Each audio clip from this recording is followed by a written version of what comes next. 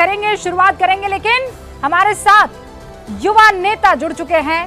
भारत के एकदम पश्चिमी कोने से ये नेता जुड़े हैं। यहाँ पर ऐसी राजनीतिक लड़ाई की शुरुआत हो गई है जो बड़ी दिलचस्प है और इसकी चर्चा पूरे देश में होने लगी है। ये तस्वीर आप मेरे बगल में चलती हुई देख रहे हैं। आप सोचिए, मैं आपसे कहूं कि 26 साल का एक लड़का है, उसे देखने के लिए, उसका समर्थन करने के लिए भीड़ आई है। आप यकीन मानेंगे? शख्स आपके सामने है। इतनी सी उम्र में सियासत के बड़े बड़े योद्धाओं को इस शख्स ने पानी पिला दिया है। जब पूरे देश में आर पार की लड़ाई है, तब रविंद्र सिंह भाटी बाड़मेर में त्रिकोणीय संघर्ष में उतरते हुए दिख रहे हैं। और रविंद्र सिंह भाटी के नामांकन में जो भीड़ आई, उसे देश देख रहा है। बड़े बड़े राजनीतिक पंडित हैरान हो रहे हैं, हम खुद हैरान हो गए। भाटी ने पहली जो लड़ाई है, पहली जो जंग है नामांकन की, वो जीत ली है। यानी चुनाव जिन 4 हिस्सों में बढ़ जाता है, उसका पहला चरण इस युवा के खाते में जाता हुआ दिख रहा है। रविंद्र सिंह भाटी इस वक्त हमारे साथ जुड़ चुके हैं। बहुत बहुत स्वागत है रविंद्र जी। बहुत बहुत धन्यवाद। कई हाल चाल है आपरा? खम्मा गणी हुकम? बहुत ही बढ़िया, खम्मा गणी हुकम एकदम जोरदार लाठा। रविंद्र भाई, कई कर रहे हो आप? अतरी भीड़ लाडूड़ा हुकम किस तरह? बाड़मेर, जैसलमेर और बालोतरा री जनता रो प्रेम है सा। ये कैसे आशीर्वाद देने वास्ते आया आपरे टाबर रविंद्र ने। आपरे टाबर रविंद्र ने, आपरे भाई रविंद्र ने आशीर्वाद देने वास्ते आया और यह कहो कि रविंद्र की हिम्मत नहीं कम होनी चाहिए। ये सब मजबूती रे मीना बेड़ा एक विश्वास दिलाने वास्ते सारे लोग आए। मतलब आप खुद मोदी से प्यार करते हैं और आप मोदी की ही पार्टी के खिलाफ चुनाव लड़ रहे हैं। मैं जनता के हित में चुनाव लड़ रहा हूं। 2023 में भी निर्दलीय था, जनता का आशीर्वाद था, विधायक जनता ने बनाया। और 2024 में भी जनता के आदेश के अनुसार मैं मैदान में आया हूं और मुझे मेरे बाड़मेर, जैसलमेर और बालोतरा की जनता पे विश्वास है। वो पूरे तरीके से मेरी बात रखेंगे। उनके आदेश की पालना मैंने की है और मजबूती से आने वाले 26 तारीख के चुनाव में सब मुझे आशीर्वाद देंगे। पर रविंद्र भाई साहब, ये पहली बार तो नहीं है, पहली बार तो ये नहीं हो रहा है कि आपने ऐसे बगावत कर दी है। इससे पहले भी हमने वो बगावत देखी है। हाँ, और अब पहले निर्दलीय आप जीत कर आए, अब आप जो है लोकसभा में जा रहे हैं। ये बागी तेवर क्यों आ गए हैं? फिर तो पार्टी कहेगी ना कि आपके साथ कायर है। हुक्म मारे तो मैं तो एक महाराज जी ने पूछे हुक्म कि 2019 में मीना छात्र संघ रो चुनाव लड़े तो ही मैंने निर्दलीय लड़ना पड़े, 23 में मीना विधानसभा लड़ना पड़े तो भी निर्दलीय, और 24 में भी निर्दलीय लड़ना पड़े। तो वो कहो कि लैणियो था ना निर्दलीय रे मीना ही है और जनता रो आदेश है और जनता रे आदेश की पालना करो। जब संघर्ष मोटो है, जब परिणाम भी बढ़िया हो और जीत भी मोटो हो, बस मजबूती मीना मेहनत कर जाओ।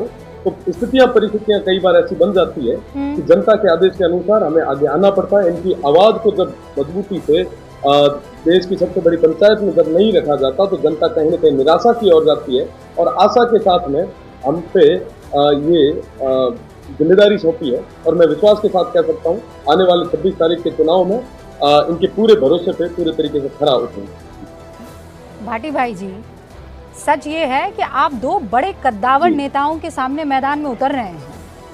हाँ, मतलब एक केंद्र मंत्री हैं, दूसरा आरएलपी से आप यहाँ कांग्रेस में आए, लेकिन जाट में इन दोनों की पकड़ इस समाज में बहुत अच्छी खासी है। इन दोनों के सामने तो आप छोटे से हैं, इतरो सो नानो सो टाबर। बिल्कुल हुक्म, नैनो से टाबर ही ठीक है और मेरा पूरा भरोसा है कि ये नैनो से टाबर माता शक्ति से कौम रहे लोग बुजुर्ग माता शक्ति पूरे तरीके मीना विश्वास जता है, आशीर्वाद रखे और मेरा खूब लाड कोड दे रहे। मेरा 26 तारीख को ये चुनाव में जीता है, मेरा पूरा भरोसा है। अच्छा, लेकिन मुझे ये बताइए कि ये बगावत हुई क्यों? ये हैंडपंप का किस्सा, एक लेटर रविंद्र जी बड़ा फेमस हो रहा है। क्या मामला था वो? मतलब क्या हुआ, क्या था? बिल्कुल कई सारी चीजें ये मीना है और साथ ही साथ में जब 5 गांव जब पांडवा मांगया तो 5 गांव जब को नहीं मिला जब वो महाभारत रो युद्ध हुआ कहीं ना कहीं आप कह सको कि दो हैंडपंप रो भी ये बड़ो सीधे सीधे जुड़ाव रहे हो। पर मैं आपने विश्वास दे रहा हूँ कि हमारे बाड़मेर, जैसलमेर, बालोतरा और विशेषकर सीमांत क्षेत्र की ये जनता की आवाज ना रविंद्र जी, दबन को 2 नहीं हैंडपंप के लिए आप मजबूती नहीं है, महाभारत, हक और अधिकार है वास्तव में। हाँ रविंद्र जी, 2 हैंडपंप के लिए महाभारत 5 गांव रे वास्ते शुरू हुई थी, जो आज तक आप याद रखा और विश्वास ने बेड़ो क्या हाँ। कि 2 हैंडपंप वाली जो महाभारत है आने वाले दौर रे मीना एक नयो इतिहास लिखे। मैं चाहूँ कि आप मारा लारे राजस्थानी में ही बात करें, पर देश की जनता जो है वो रविंद्र जी आपको हिंदी में भी सुनना चाहेगी। मुझे तो बड़ा आनंद आ रहा है, हमारे तो घणो चोखो लाग रहे हो, लेकिन सच ये है कि आपको हिंदी में भी सुनना चाहेंगे। तो आप ये कह रहे हैं कि 5 गाँव के लिए ये जो महाभारत थी वो हैंडपंप से शुरू हुई और ये हैंडपंप पर ही खत्म होने वाली है। ये जीत के साथ में देश की सबसे बड़ी पंचायत में जो पानी से जो वंचित क्षेत्र है, इसकी बात को मजबूती से उठाने के लिए 26 साल के युवा को ये 36 कौम के लोग वहाँ दिल्ली भेजेंगे, इस विश्वास के साथ में कि वो वहाँ पे मजबूती से जाके आवाज उठाएगा। और मैं भरोसा दे रहा हूँ आपने कि ये बार कई सारा इतिहास बदल है और वो बदलन वाली जनता है। और मैं आपने कहूँ कि आप अबार फरमा रहा है कि रविंद्र सामा 2 बड़ा बड़ा लोग है, हाँ। वो आपने भरोसा दे रहा हूँ कि चुनाव रविंद्र को नहीं, चुनाव बाड़मेर, जैसलमेर और बालोतरा की जनता चुनाव लड़ रही है। एक रविंद्र को नहीं है, एक 22 लाख रविंद्र को हिम्मत कराने वास्ते लोग तैयार है और आने वाले 4 तारीख को परिणाम उसे तो वाकई ये किया। अच्छा, अब मुझे ये बताइए कि वहाँ के लोग ये कह रहे हैं कि आप दोगे रविंद्र को वोट, रविंद्र तो देंगे मोदी को वोट।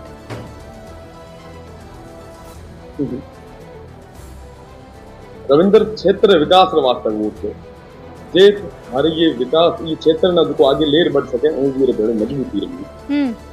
अच्छा, भजनलाल जी से आपकी मुलाकात हुई थी ना रविंद्र जी?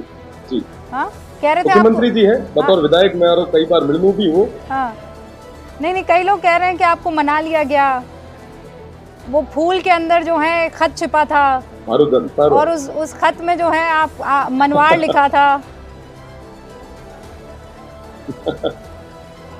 बतौर विधायक मना कई सारा मसला माते मुख्यमंत्री जी मेरा मिलने मौका मिले और मुख्यमंत्री जी आदरणीय है और पूरा भरोसा है मैंने कि स्टेट ना सही दिशा में ले जाए। और वर्तमान परिप्रेक्ष्य में ना अगर बाड़मेर, जैसलमेर और बालोतरा की बात करें, ये लोकसभा क्षेत्र की बात करें, तो ये एक जनता रो आदेश है, तो जनता रे आदेश की पालना करना हमारो धर्म है और हमारा कर्तव्य है, तो हमारे कर्तव्य की पालना करते हैं। अच्छा, एक तरफ मोदी, दूसरी तरफ पूरा विपक्ष और फिर तीसरे कोने पर रविंद्र सिंह भाटी। ऐसा तो नहीं है कि निर्दलीय चुनाव जीतने के बाद आप बीजेपी में शामिल हो जाएंगे? भाई वहीं से तो आए हैं। तो वो टाइम परिस्थितियां तय होती हैं, मतलब आप इनकार नहीं कर रहे हैं, नाना करते प्यार उन्हीं से कर बैठे। वो टाइम स्थितियां और परिस्थितियां तय कर है कि हमारे ये क्षेत्र ना आगे तक कौन ले जा सके, विकास और नया आयाम तक कौन पहुंचा सके, जो को ये चीज ना ले रहना विश्वास दे रहा है, मैं पूरे तरीके में पूरे भेड़ा हूँ। अच्छा, ये बताइए कि ऐसा तो नहीं होगा कि लोग आपको कहेंगे बड़ा महत्वाकांक्षी है रविंद्र, अभी 3 महीने तो हुए विधायकी का चुनाव जीते, अभी थोड़ा हमारा भला कर देता, हैंडपंप लगाने की बजाय, मतलब अब तो जगह भी नहीं छोड़ी हैंडपंप लगाने की, इतने लोग इकट्ठे कर दिए हैं सांसदी के चुनाव के लिए। लोग महत्वाकांक्षी को नहीं कहे, लोग कहे कि मेहनती है कि 3 महीना री थकान हाल तक लोगों ने उतरी को नहीं थी, पैदल से विधानसभा मीना सभा ना धन्यवाद देने वास्ते पाड़ो थियो और आज पाछो जब जनता रो आदेश आयो तो अकेलो सभा लड़ने वास्ते आयो, तो ये चीज रो मना धन्यवाद भी दे और मना आशीर्वाद भी दे कि थारी हिम्मत यही बरकरार है। और मना पूरा भरोसा है कि आने वाली 26 तारीख रा एक साधारण परिवार आने वाले ये युवा रे माथे पूरो क्षेत्र आशीर्वाद रहा। अच्छा, अब हमारे बताओ कि आप रो कई विचार है प्रधानमंत्री रबारा में, कैसा नेता है? बढ़िया बता रहा हूँ, अबार तो हमारी खुद ये लड़ाई इतनी बड़ी है, बढ़िया नेता है, बहुत ही बढ़िया है। और अबार में हमारे खुद ये क्षेत्र ना ले, एक तो लंबो चौड़ो एशिया रो सेकंड बहुत बड़ो क्षेत्र है, तो ये मीना लागू रहा। और जदे वो बात आई, जदे वो बारी आई, जदे निश्चित रूप से मीना आप खुल बात है। रविंद्र भाटी जी, बहुत बहुत शुक्रिया हुकम हमसे बातचीत करने के लिए। और आपने जो वो जन सैलाब इकट्ठा किया है, कई बार ऐसा कहते हैं कि सैलाब इकट्ठा करना बहुत आसान हो जाता है, लेकिन उन सैलाब में से 4 वोट पाना बड़ा मुश्किल हो जाता है। अब वो दिन भी दूर नहीं है जब वोट पड़ेंगे, उसके बाद गिनती होगी, और मैं चाहूंगी कि उस वक्त भी आप इसी तरह हमारे सामने बैठे हों और उस दिन देखेंगे कि जनता ने आपको सर आंखों पर बिठाया है या नाराजगी जताई। लेकिन हमारी तरफ से आपको खूब सारी शुभकामनाएं। बहुत बहुत शुक्रिया रविंद्र जी।